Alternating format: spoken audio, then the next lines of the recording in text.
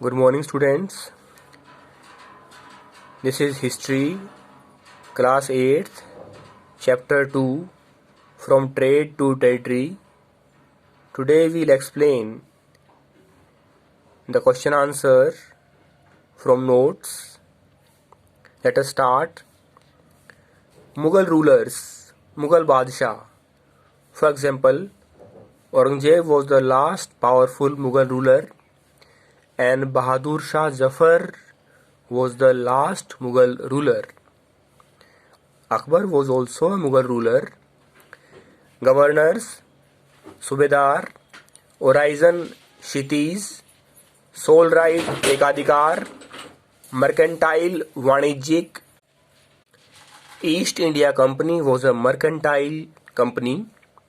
Explorer, Khoji Yatri. For example, Vasco da Gama came to India in 1498 and he was an explorer.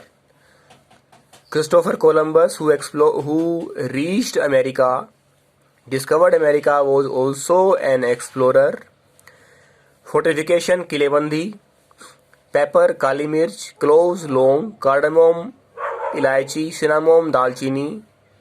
ये वो चीज़ें हैं, paper, cloves, कार्डामोम, सिनामोम, मोन, जिनका व्यापार करने के लिए, जिन गरम मसालों का व्यापार करने के लिए ईस्ट इंडिया कंपनी प्राथमिक रूप से भारत आई थी. ब्राइब्ड, रिश्वत देकर. कंसेशंस, रियायतें. रिबेट, छूट. फरमान. रेवेन्यू, राजस्व वसूली. रीबिल्ड, पुनर्निर्माण. कन्फ्रंटेशन, गंभीर. पपेट, कठपुतली. राइवल्स, प्रतिद्वंदियों. For example, French, Dutch, Portuguese, English, all were rival European companies in their trade with Asian countries. Naval fleets, नौसैनिक बेड़े. Negotiations, सौदेबाजी. Suspicious, संदेहास्पद. Humble backgrounds, साधारण. Flashy lives, आलीशान जीवन. Diplomatic, कूटनीतिक. Alliance, गठबंधन या बंदोबस्त. Arrogant, घमंडी. कन्फेडरेसी, राज्यमंडल. सबड्यूड, घुटने टेकने पर मजबूर. फ्रंट्स, मोर्चों. पैरामाउंटेंसी, सर्वोच्चता. वॉरेन हेस्टिंग्स, जो पहले गवर्नर जनरल थे, उन्होंने पॉलिसी ऑफ पैरामाउंटेंसी शुरू की, जिसके तहत उनकी समझ थी कि ईस्ट इंडिया कंपनी सर्वोच्च है, उससे ऊपर, उससे शक्तिशाली कोई नहीं है. द डॉक्ट्राइन ऑफ लैप्स, विलियनिटी. It was started by lord Dalhousie. Heir, वारिश. टेरिटरी, भूभाग. मिस गवर्नमेंट, कुशासन. क्रिमिनल कोर्ट, फौजदारी अदालत. सिविल कोर्ट, दीवानी अदालत. सुप्रीम कोर्ट, सर्वोच्च अदालत, जैसे कि भारत का सुप्रीम कोर्ट है वो दिल्ली में है. कोर्ट ऑफ अपील, अपीलीय न्यायालय. कैवेलरी, घुड़सवार. इन्फेंट्री, पैदल सेना. आर्चरी, तीरंदाजी. टेरिटोरियल, कॉलोनियल पावर, भौगोलिक औपनिवेशिक शक्ति. स्टीमशिप्स, भाप से चलने वाले जहाज. पार्लियामेंट, संसद. Let us now continue with the explanation of important facts. Mercantile, a business enterprise that makes profit primarily through trade, buying cheap goods and selling them at higher prices. East India company एक mercantile company थी, एक trade company थी जो सूती कपड़ा, रेशम, गरम मसाले भारत से सस्ते दाम में खरीदकर यूरोप में महंगे दामों पर बेचकर मुनाफा कमाना चाहती थी, मुनाफा कमाती थी. Puppet, literally a toy that you can move with strings. The term is used disapprovingly to refer to a person who is controlled by someone else. Puppet अर्थात कठपुतली, एक खिलौना जिसको आप धागे से अपने अनुसार हिला डुला सकते हैं। यहाँ इसका अर्थ है वो नवाब जो ईस्ट इंडिया कंपनी ने अपनी मर्जी से उनको अपॉइंट किया और अपने ढंग से उनको यूज़ किया, कुछ करने और न करने के लिए उनको फोर्स किया।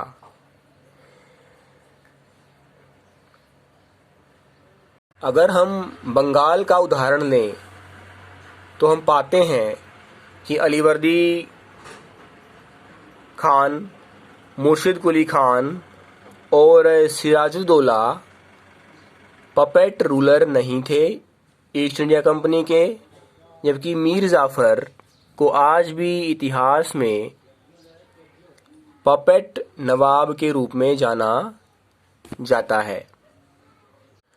मुफ्ती, a jurist of the Muslim community responsible for expounding the law that the Qazi would administer। ये एक तरह का न्यायाधीश है मुस्लिम समुदाय का, जो मुस्लिम कानूनों को काजी के अनुसार एक्सप्लेन करने के लिए जिम्मेदार था।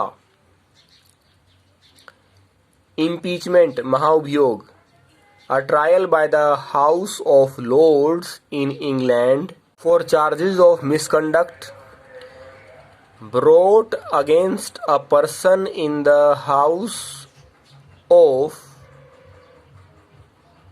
Commons। जैसे भारत में पार्लियामेंट के दो हाउस हैं, लोअर हाउस और हायर हाउस, ऐसे ही इंग्लैंड में भी पार्लियामेंट के दो हाउस हैं, हाउस ऑफ लॉर्ड्स और हाउस ऑफ कॉमन्स।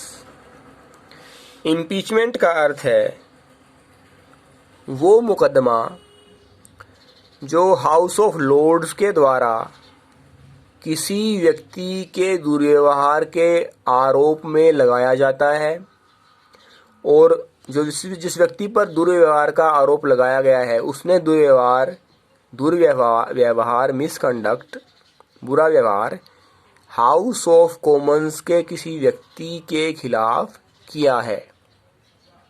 यहाँ हम हल्की सी करेक्शन करेंगे कि जो इम्पीचमेंट है, जो महाअभियोग है, वो हाउस ऑफ लॉर्ड्स के द्वारा मुकदमा जो है लाया जाता है। ये मुकदमा एक व्यक्ति के विरुद्ध लाया जा सकता है, दुर्व्यवहार का मुकदमा, जो व्यक्ति हाउस ऑफ कॉमन्स का सदस्य है। धर्मशास्त्र, Sanskrit texts prescribing social rules and codes of behavior composed from 500 BC onwards।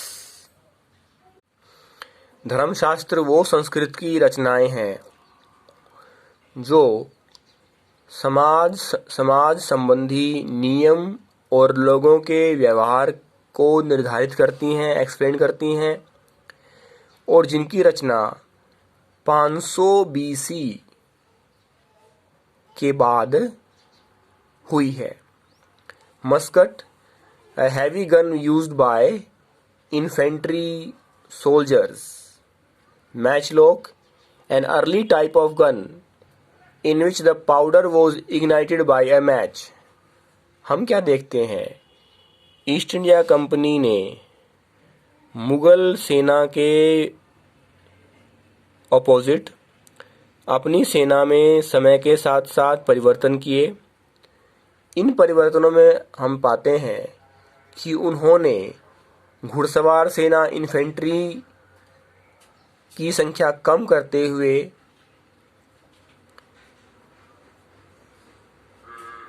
घुड़सवार सेना, कैवलरी की संख्या कम करते हुए जो आधुनिक हथियार हैं उनको लागू किया।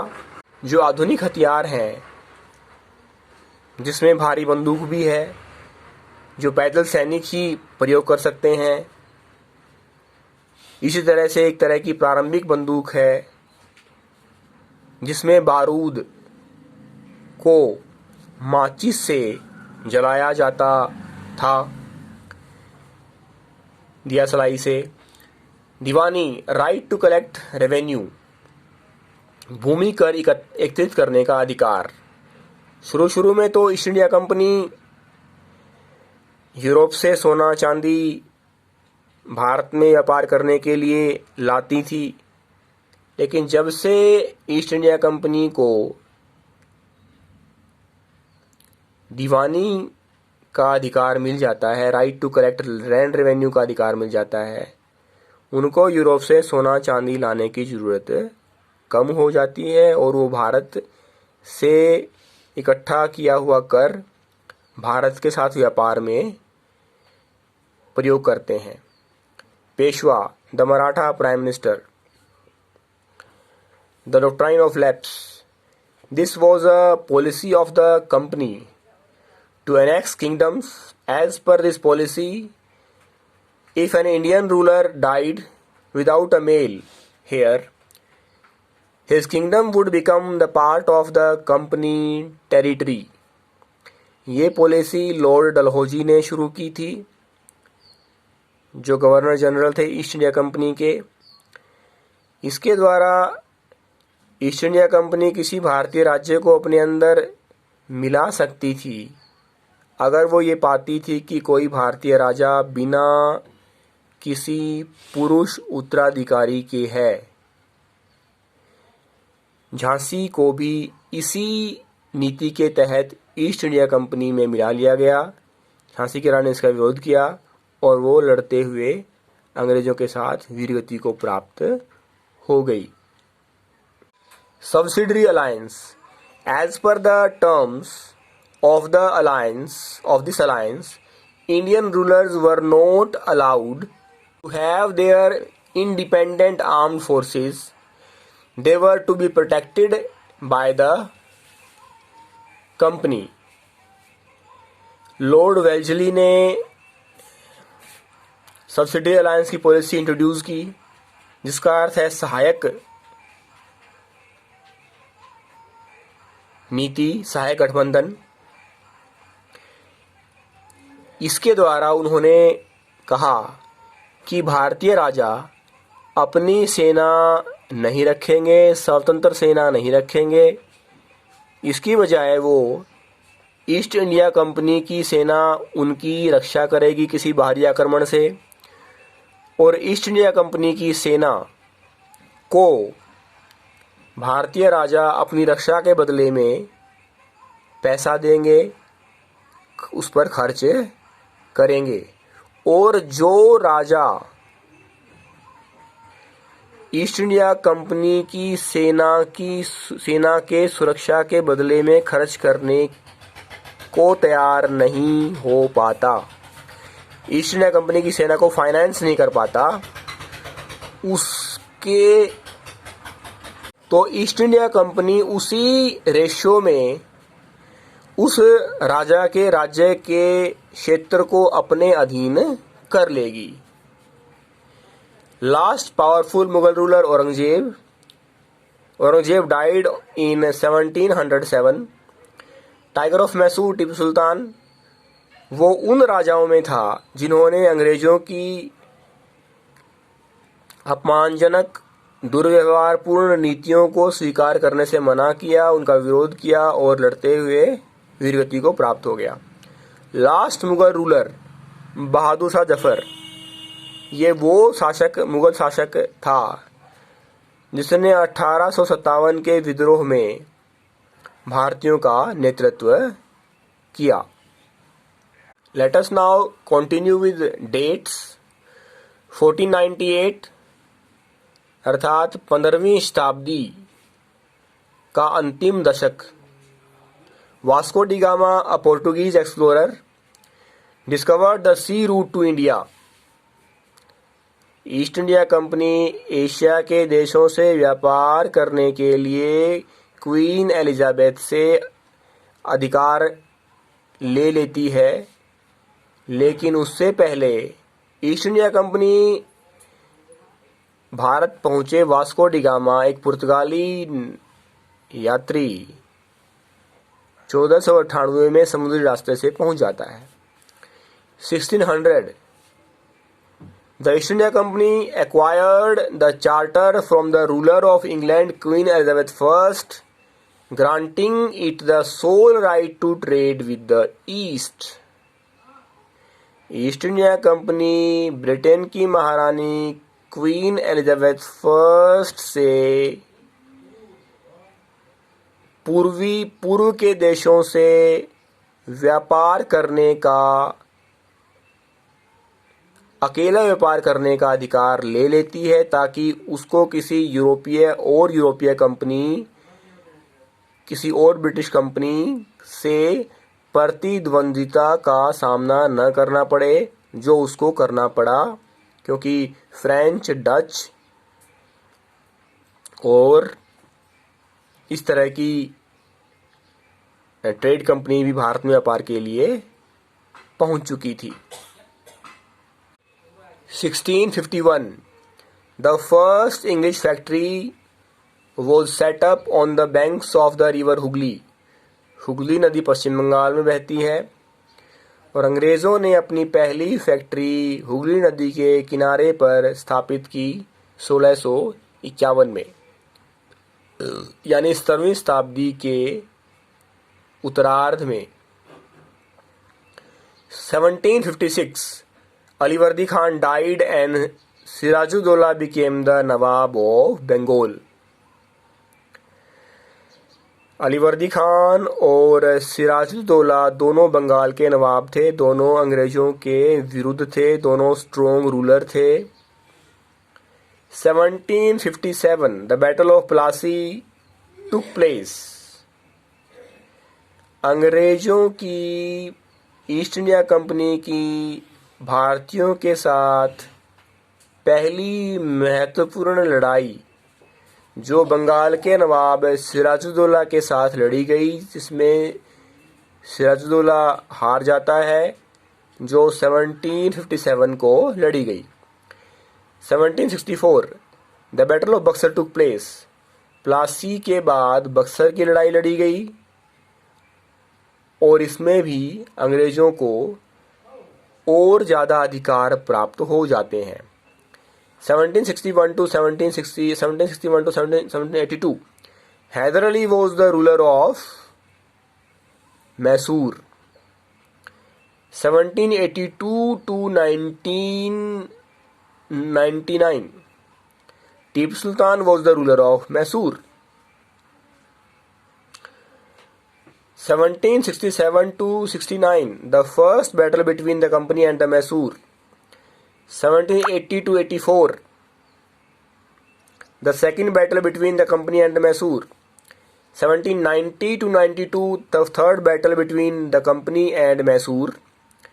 1761 in the third battle of Panipat Maratha power was destroyed।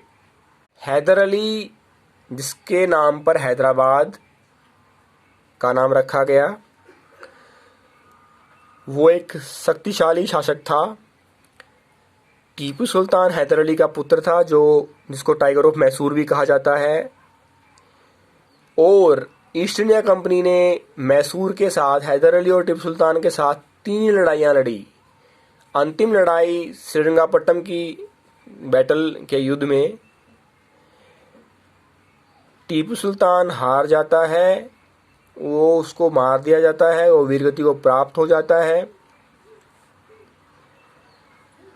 और इतिहास की ऐतिहासिक लड़ाइयों में से पानीपत की तीसरी लड़ाई मराठों के साथ लड़ी गई और मराठा शक्ति का अंत हो गया। मराठे जो मुगल साम्राज्य की कमजोरी का फ़ायदा उठाकर और ज़्यादा शक्तिशाली होना चाहते थे और दिल्ली से भारत पर शासन करना चाहते थे, ऐसा वो नहीं कर पाए। 1803 to 1805 The second Anglo-Maratha War took place 1817 to 1819. The third Anglo-Maratha War took place 1839. Maharaja Ranjit Singh of Punjab died. 1707. Mughal Badshah Aurangzeb died. 1848 to 1856. Lord Dalhousie was the Governor General of India. 1774. Robert Clive committed suicide. 1829. Rani Chennamma was arrested, and in 1824 and died in prison in 1829.